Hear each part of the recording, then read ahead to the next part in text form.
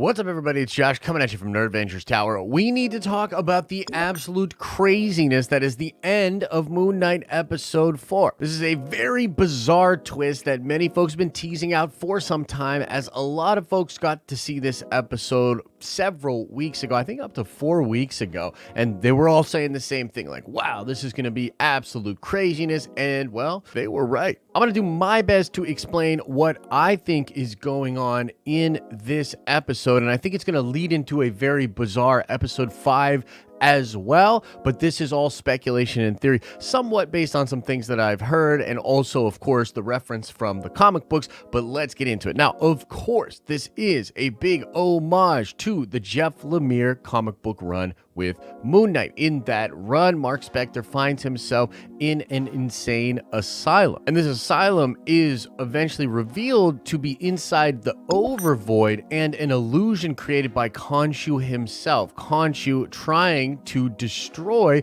the last little bits of Mark's psyche to completely take over his body. But I do want to say that even in that run itself, it's not super clear that Khonshu isn't just being used as a metaphor, and even all of the events of the book are kind of left ambiguous at the end of that run, and it could have all been inside of Mark's head as well. Regardless, that's an amazing run in the comics, and this is obvious reference to it, which is dope. And I also think, generally speaking, the end of that run, or the point of that run, will be mirrored in the point of the show. Mark sort of wins by actually integrating all of his different personalities together and accepting his condition, which happened a long time ago. And the whole third arc of the Jeff Lemire run is actually going back through all of the events of Mark Spector's life. This includes a lot of stuff of his upbringing as a Jewish person with his mother and his father, how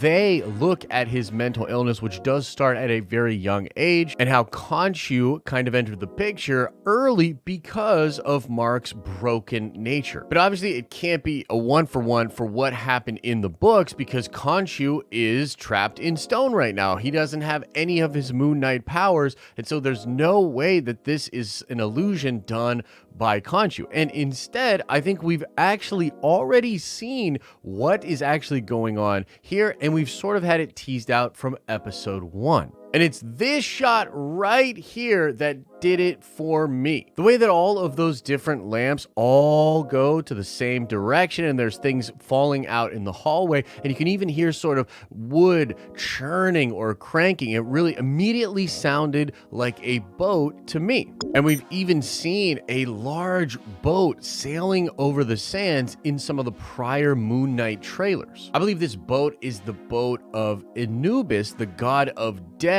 in Egyptian mythology, who would take souls to have their hearts judged. And there are basically two different ways that this could go, with your heart being weighed or judged. If you were found to be evil, your heart was fed to Ammit and your soul was cast into darkness. But if you were considered to be balanced or a good person, you would then stand before Osiris and be welcomed into the afterlife. But I think there's something of a third option here that is pointed out in the very first episode of Moon Knight, when the little girl is talking to Stephen Grant about being judged. In the scene, we have Stephen talking about how the heart was left in the bodies because it was believed that the heart was needed to be judged before entering the afterlife.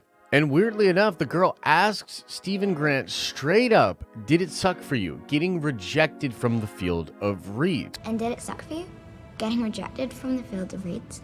Well, that don't make sense, because I'm not dead, am I? And so, because Mark Spector was shot twice and left for dead, I think he is dead. And this is him on a ship that is going to have him judged to see if he's worthy to enter the afterlife. So it's possible that either what we're seeing in the mental institution is an illusion created by the gods to help people cope as they are headed to be judged before entering the afterlife, or the entire show that we've seen so far is an illusion happening to Stephen, Mark, and maybe Jake Lockley, as they are all on the way to be judged. Or maybe what the little girl is referencing is the fact that they were rejected from the afterlife before when they were resurrected by Khonshu. Either way, the hippo at the end of the show is undoubtedly the goddess of Tawarit, which is referenced earlier on in the show when Donna is asking Steven to hand her those hippo goddess plushies. Now, Tawarit is a fertility goddess, but she also was involved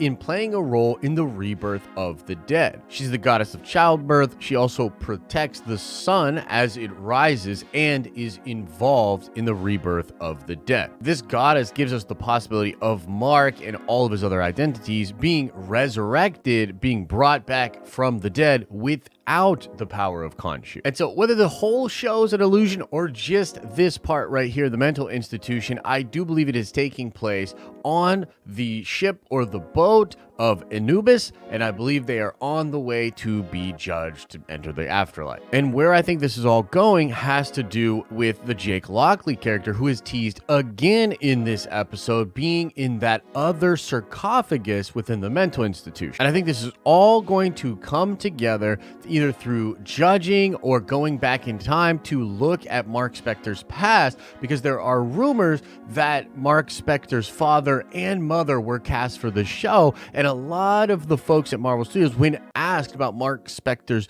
Jewish heritage, told people that's going to come later on in the show. And so what I think is going to happen, perhaps in this mental institution place, or perhaps just with Mark and Steven working together to try to escape, they will uncover the Jake Lockley character and also go back in time to understand how broken Mark Spector was from a very young age. Perhaps some crazy traumatic event will happen that will create the DID for Mark from a young age, and maybe we'll even see Khonshu enter the picture and take over a broken Mark, or just be sort of a bad influence on him as he's dealing with all of this brokenness. And again, the whole idea here is going to be that Mark needs to fully form, not necessarily integrate all those other personalities, but come to an understanding and peace and an arrangement with all of his personalities, which really seems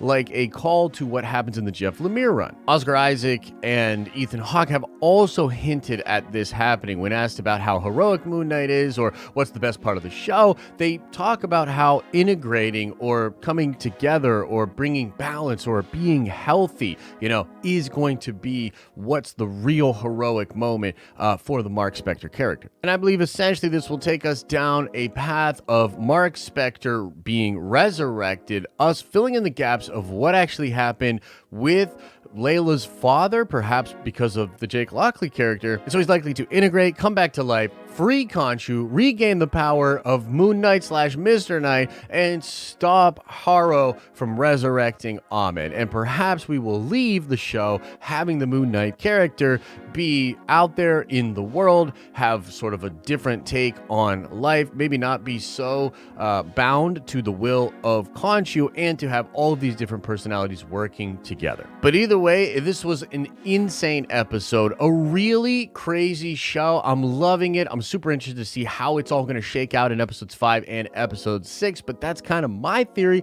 about what is going on. You let me know what you're thinking, of course, in the comments section below. Like this video if you like it, subscribe to our channel, see more of our content pop up in your recommended feed, and come on by the live streaming channel, man. If something in this video confused you or you have a question about it, come on by live and ask me during a stream. I'll likely be able to answer it on the spot. And as I always say, I hope you are having an awesome and a nerdy day, and I'll see you in the next video.